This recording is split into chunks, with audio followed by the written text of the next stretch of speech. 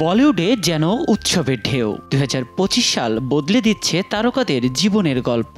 একে একে বাবা মা হলেন কিয়ারা সিদ্ধার্থ, পরিণীতি রাঘব, ক্যাটরিনা ভিকি। এবার সেই তালিকায় যুক্ত হলেন বলিউডের জনপ্রিয় তারকা দম্পতি রাজকুমার রাও ও পত্রলেখা। শনিবার ইনস্টাগ্রামের এক পোস্টে জানালেন তাদের কন্যা সন্তানের আগমনের খবর। আর সুখবরটি এলো তাদের চতুর্থ বিবাহবার্ষিকীর দিনেই। যেন ভাগ্য নিজেই লিখে দিল আরও এক পরিপূর্ণতার অধ্যায়।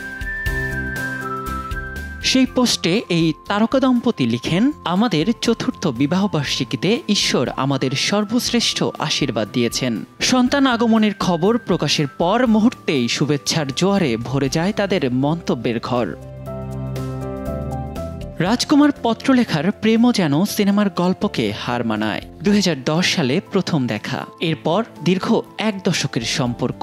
শেষমেশ ২০২১ সালের ১৫ নভেম্বর চণ্ডীগড়ে পরিবারের ঘনিষ্ঠদের উপস্থিতিতে ৭ পাকে বাধা পড়েন তারা। রাজকুমার পত্রলেখার ঘর আলো করে আসা রাজকন্যা যেন পুরো ইন্ডাস্ট্রিকেই আরও একবার মনে করিয়ে দিল ২০২৫ সাল তারকা পরিবারের নতুন সূচনার বছর। নিয়াজ শুভ, সময় সংবাদ।